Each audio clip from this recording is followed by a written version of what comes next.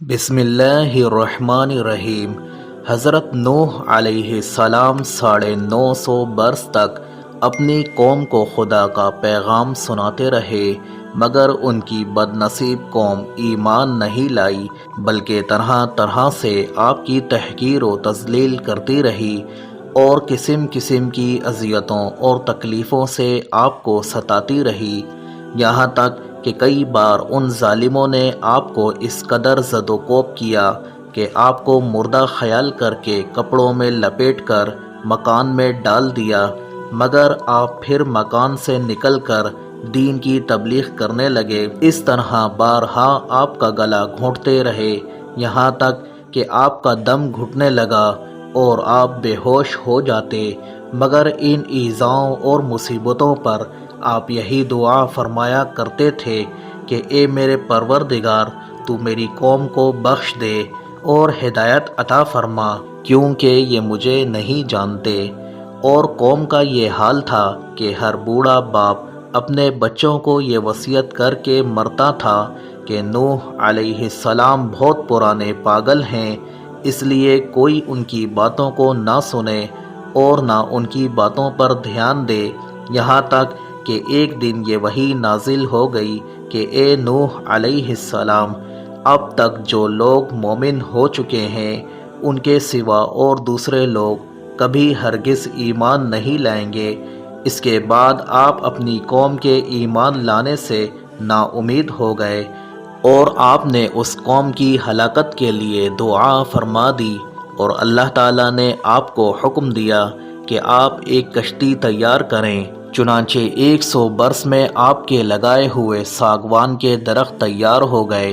اور آپ نے ان درختوں کی لکڑیوں سے ایک کشتی بنائی جو 80 گز لمبی اور 50 گز چوڑی تھی، اور اس میں 3 درجے تھے، نچلے طبقے میں درندے، پرندے اور حشرات الارض وغیرہ، اور درمیانی طبقے میں چوپائے وغیرہ جانوروں کے لیے، اور بالائی طبقے میں اپنے اور مومنین کے لیے جگہ بنائی۔ اس طرح یہ شاندار کشتی آپ نے بنائی، اور 100 برس کی مدت میں یہ تاریخی کشتی بن کر تیار ہوئی، جو آپ کی اور مومنوں کی محنت اور کاریگری کا ثمرہ تھی، جنہوں نے بے پناہ محنت کر کے یہ کشتی بنائی تھی۔ جب آپ کشتی بنانے میں مصروف تھے تو آپ کی قوم آپ کا مذاق اڑاتی تھی، کوئی کہتا کہ اے نوح علیہ السلام، اب تم بڑے بن گئے ہو،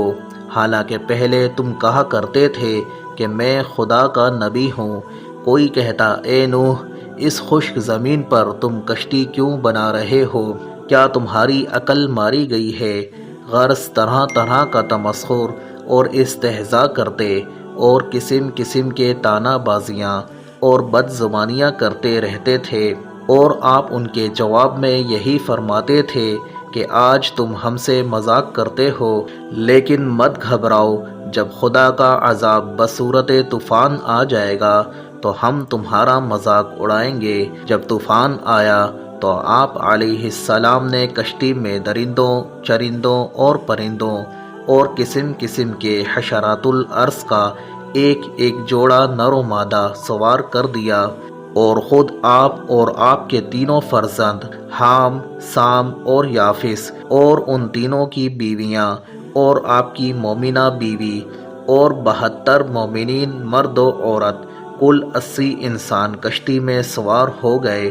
اور آپ کی ایک بیوی وائلہ جو کافرہ تھی، اور آپ کا ایک لڑکا جس کا نام کنعان تھا، یہ دونوں کشتی میں سوار نہیں ہوئے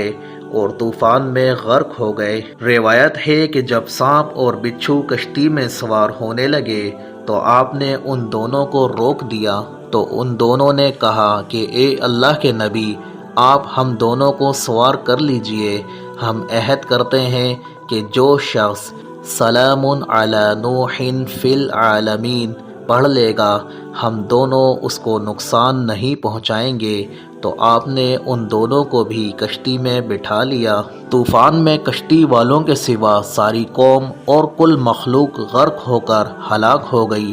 اور آپ کی کشتی جودی پہاڑ پر جا کر ٹھہر گئی، اور طوفان ختم ہونے کے بعد آپ کشتی والوں کے ساتھ زمین پر اتر پڑے اور آپ کی نسل میں بے پناہ برکت ہوئی کہ آپ کی اولاد تمام روئے زمین پر پھیل کر آباد ہو گئی، اس لیے آپ کا لقب آدم ثانی ہے۔ قرآن مجید نے اس واقعے کو ان الفاظ میں بیان فرمایا ہے، اور نوح کو وحی ہوئی کہ تمہاری قوم مسلمان نہ ہوں گے مگر جتنے ایمان لا چکے، تو غم نہ کھا اس پر جو وہ کرتے ہیں، اور کشتی بنا ہمارے سامنے اور ہمارے حکم سے، اور ظالموں کے بارے میں مجھ سے بات نہ کر، وہ ضرور ڈبائے جائیں گے۔ اور نوح کشتی بناتا ہے، اور جب اس کی قوم کے سردار اس پر گزرتے اس پر ہنستے، بولا اگر تم ہم پر ہنستے ہو تو ایک وقت ہم تم پر ہنسیں گے جیسا تم ہنستے ہو، اب جان جاؤ گے کہ کس پر عذاب آتا ہے، وہ عذاب کہ اسے رسوا کرے، اور اترتا ہے وہ عذاب جو ہمیشہ رہے۔